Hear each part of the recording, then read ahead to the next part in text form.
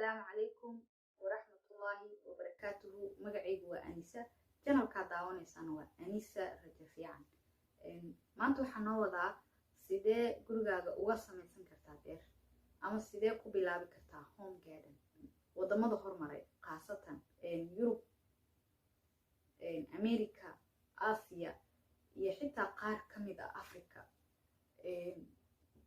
badankood guryahooda waxay u design garaysan yihiin kuwa leh home garden. way yartahay maanta guri aan lahayn home garden wadamada hormaray markii laga reebo Soomaaliya ama wadankeena khaasatan way ku yartahay guryo loo design gareeyay ama guryo lehba home garden kaas in ay ku darsan doonaan qorshaha ama planka inay samaystaan guryahooda beer inay ka samaystaan ama home garden guri leh. waxaan rabaa wax yar inaan ka sheego muhiimadda garden maxay tahay.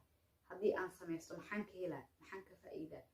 waxaa ka faa'iideysaa waxaa kuu fududaanayso inaad ka maarantid qudaartii aad ka doonayso suuqa, inaad ka maarantid in mar walba aad ka fikirtid waxaan wax caafimaad leh miya, waxaan ma yihiin kuwo oo nadiifa ma tahay. suuqa markaad tagtid wax badan aad isweydiinay qudaarta markaa aragtid waxaad leedahay kan amuusan fiicneen kan يعني walwal badan ku galaa. soo walwalkaas wuu ku dhaafaa waayo waa wax adig gurigaaga soo saaranaysid, waa wax fudud aad u fudud gurigaagan aan ku samaysan kartid. waxaa jirta beeraleyda qaar marka ay soo saaraan qudaarta mararka qaar waxaa laga yaabaa xilligii sunta ay ka bixaysa ayadoo la gaarin in ay suuqa keenaan. dad badanna ay ku dhacdo inay qudaarta soo iibsadaan kadibna ay ku xanuunsadaan ama ayaga ay ku xanuunsadaan ama caruurtooda ay ku xanuunsadaan. taasna waxaa keenaysa dalag walba ama wax kastoo la beero marka ay soo go'ayaan ka hor waxaa jira cayayaan waxyeeleeya.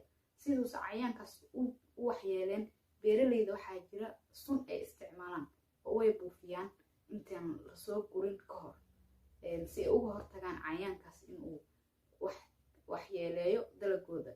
suntaasna waxaa jirta xilli loo baahan yahay in la sugo.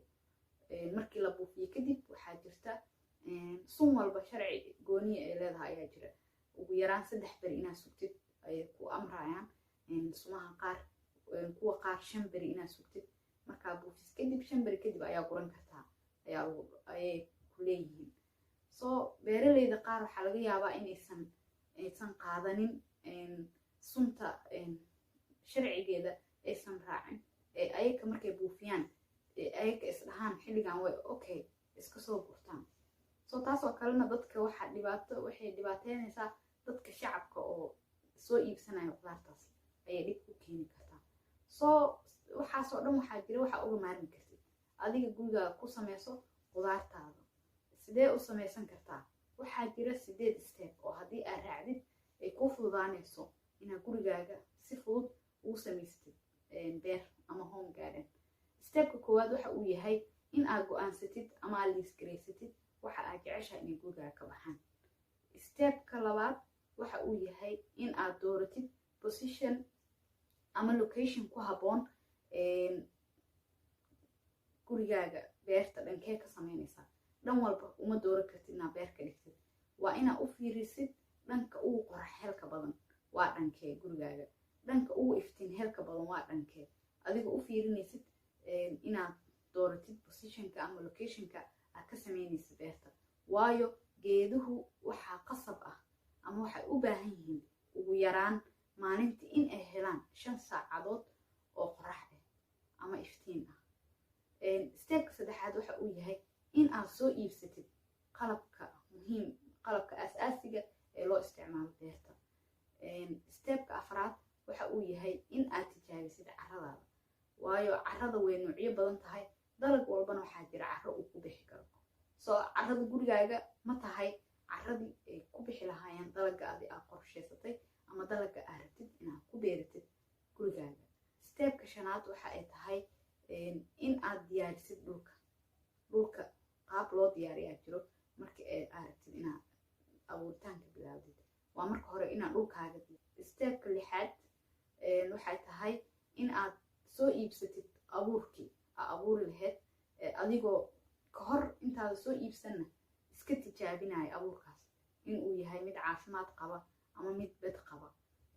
haddii aad tahay waxaa soo iibsanaysidna transplanting wax loo yaqaano ama wax hore loo diyaariyey meel lasoo barbaariyey abuur inta la abuuray la barbaariyey adi 3 beriyoo kaloo beeran yahay ama 4 beriyoo kaloo beeran yahay waa wax soo baxay transplantingka. transplantingkaas waxaa u baahan tahay keliya inaa inta qabatid ku talaashid beertaada. seeds caadi ama miro markaa soo iibsatidna waa kuwa adi markaas kow beeraysid oo adi qofka u horeeyo dhulka ku ridaaya adi noqonaysid. transplantiga laakiin waa mid hore loo soo beeray laakiin maalmo yar beeran oo adiga beertaada kusii talaalaysid. qodobka 7aad waa in aad uga taxadartid markaa beeraysid abuurta markaa beeraysid beertaada. waayo hadda waxaan kuu sheegay tusaale ahaan waxaa laga yaabaa inaad transplanting lasoo diyaarshay inaad rabtid inaad beertaada kusii talaashid. waxaa aad uga taxadaraysaa in uu xididka geedkaas gacantaada ay taabato. waayo waxaa laga yaabaa xididka haddaad ka taabatid inuu geedkaas bixi waayo. waa inaad aad uga taxadartid markaa samaynaysid abuurka beertaada. qodobka 8aad oo kan ugu dambeeyana waxa ay tahay in aad uga taxadartid kobcinta iyo barbaarinta beertaada adigoo aad uga fikiraayo waraabka. waayo waxaa jira waraabka xilli ay ku habboon tahay in la waraabiyo beer kasta. waa subaxii waagu markuu bariyo qoraxda markay soo baxdo 1 saac intaysan qoraxda si fiican intay u kululaanin inaad waraabisid. iyo galabtii maqribkii qoraxda intaysan dhicin 1 saac ka hor inaa ayadan waraabisid. waa sida ugu habboon waraabka beeraha ay ku fiican tahay in la waraabiyo xilliyada ugu fiican in aad waraabisid beertaada. ugu dambeyn waxaa ku raaxaysan doontaa gurashada ama beertaada. maantana intaas ayaan kusoo gabagabeynayaa.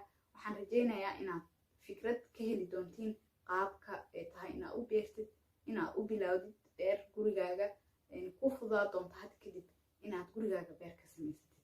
waa rajaynaa dad badan in ay fikradooda ay ku tarsadaan in ay guryahooda beer ka samaystaan. waana idinku baraarujin lahaa. waa mahadsantihiin. waa ku mahadsan tahay daawashada muuqaalkan. haddii aad ka heshid please noo saar subscribe like share comment. waa mahadsantihiin. waxaa idinkaga tegayaa muuqaalka xiga intaan ku kulmi doono. assalaamu calaykum waraxmatullaahi wabarakaatu.